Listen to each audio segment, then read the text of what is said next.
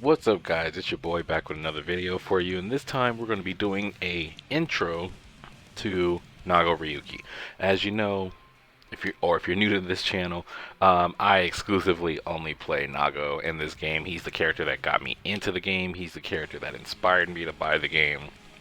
And if it wasn't for him, I wouldn't even be playing Guilty Gear. So if you're like me and you're new to the game and you want to learn some stuff, or if you're interested in Nago or even fighting against Nago, because information goes both ways, then stay tuned. Like, comment, subscribe, do all that stuff.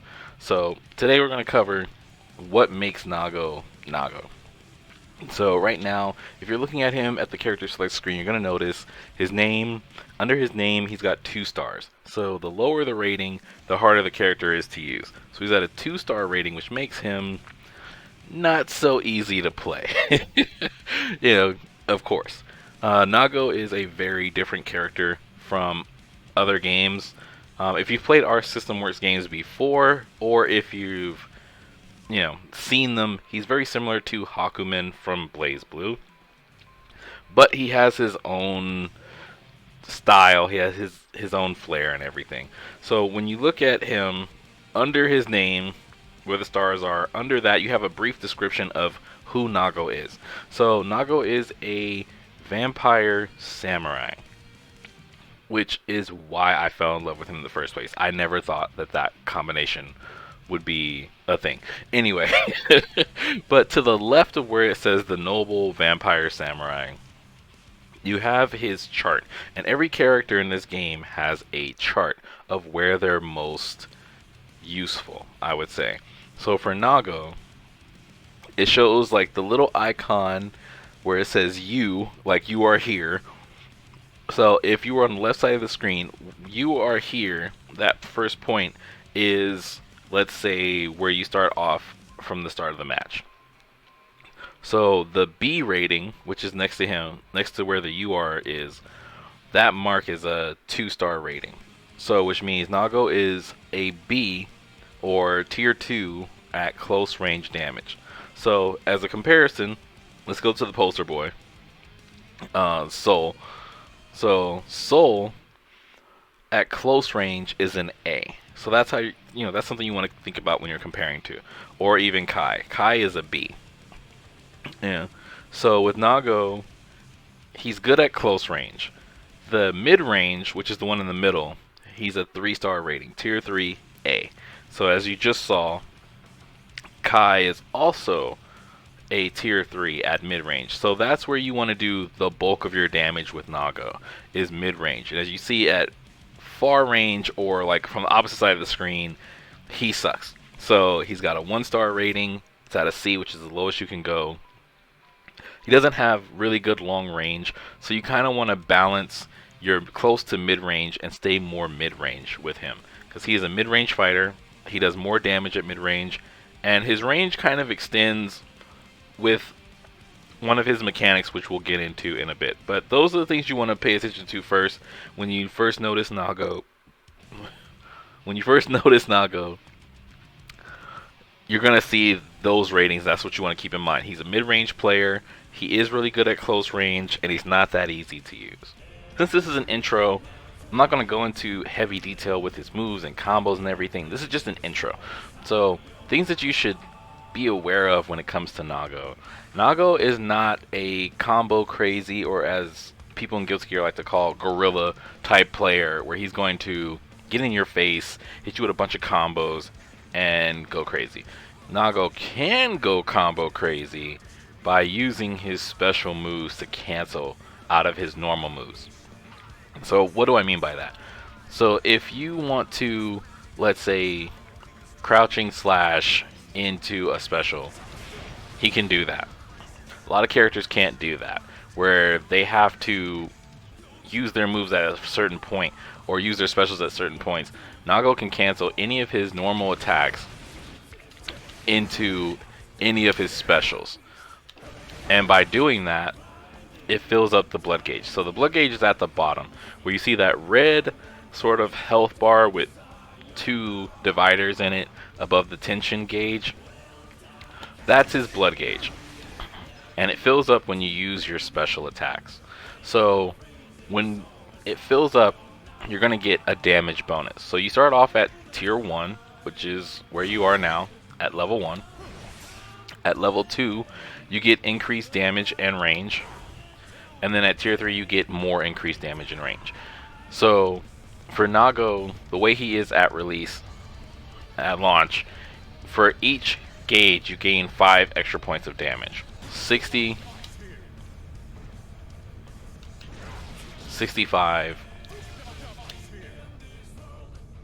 70. So with each increasing of the blood gauge, you're going to get more damage. You're going to get 5 more points of damage. When the blood gauge completely fills up, now that move does 91 damage. Alright, so you're going to get an extreme buff, but at the same time, you're going to lose health. But the main thing that you want to pay attention to is how fast it drains. So you don't get a lot of time in this mode. You don't get to really have fun with it. It's more of a, can I kill my opponent as fast as possible?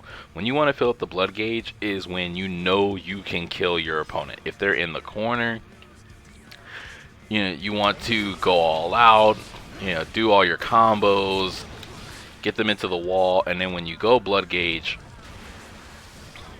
you want to play some mind games with them, because your special will pretty much kill them. So that's the cool thing about this character. That's what makes him a one-shot, if you saw in the character select screen. Okay, the next thing I want to talk about with Nago is learning the sword.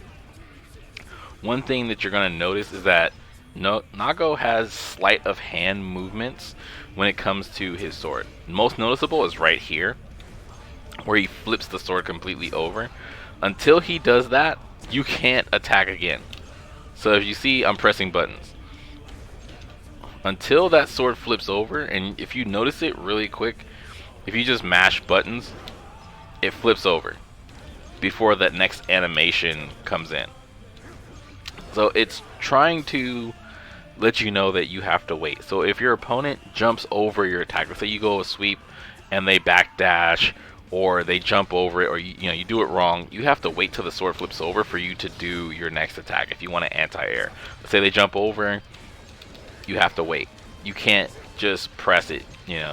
I'm mashing to show you. You have to wait until that sword flips over. Same thing for his forward heavy or his 6H. You have to wait till he flips it over, and you have to wait until he hits it with his offhand. Once he pounds the hilt with his offhand, then you can attack. So, if you're trying to bait your opponent into attacking you or opening up, notice where his recovery is, which will allow you to keep attacking. So like here with his 5S or neutral S, you notice when he flips his hand over, you can press it again. Until then, if you just mash it, nothing's going to happen until he flips his hand over. So learning that timing with that brief window, because if you wait too long, he does nothing. Like, you have to wait till he fully brings it back to press the button again. So, like I said, learning that makes a big difference. If you whiff, knowing your defense options, knowing your timing, knowing what you're losing. Because if you're playing someone like Kai, who will punish you for that, if you just, jab in because you think you're close enough, you have all these frames waiting for you to recover, where he has to flip that sword over. Kai can destroy you. Soul can destroy you. That's something to keep in mind when you're playing this character, is trying not to leave yourself open to be destroyed. So you got to pick and choose wisely. You got to learn your range, learn where your opportune moments to attack are. Because if they jump over, if you're playing like Chip or Melia, and you go for a sweep and you miss, and you go for like the anti-air afterward, they're already going to destroy you before you can even, do the heavy slash. Or learning when to Roman cancel, so that way you can reset. Let's say you go for a move and they backdash, you might want to use that if you think you're going to die. Like, if you think you're going to be heavily punished, definitely use RC to help you. RC is your friend.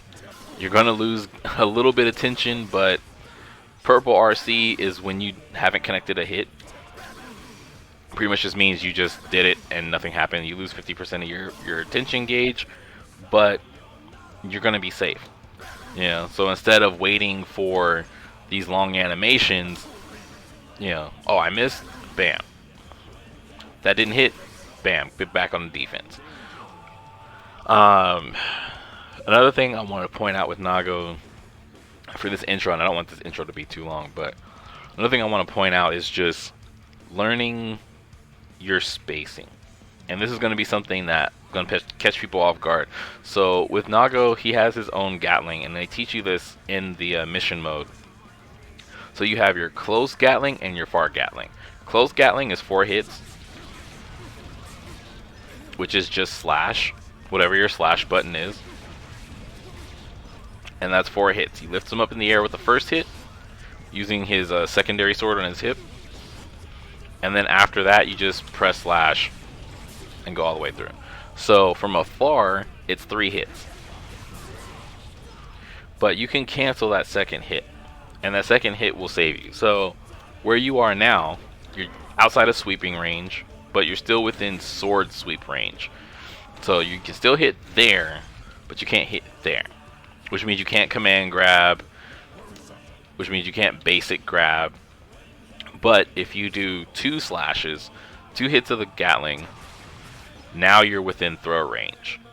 You have a little brief window which can be used as a frame trap to get your opponent, to bait them into attacking, or to bait them into using their burst, or bait them into using their special, where you can get in and then back off. You don't have to do that, but if you want to, you can get in, you can grab, you can do specials, because that's special cancelable too. You can just wait and get another attack in. You can back off. Like, there's so many things you can do. So you can even get your special in from that time, where if you want to catch them off guard so that they don't block. The other thing you can look out for is, like I said, the spacing. So since it puts you right there where you're in grab range, you can back off, go back in, and now you're right back in the same spot.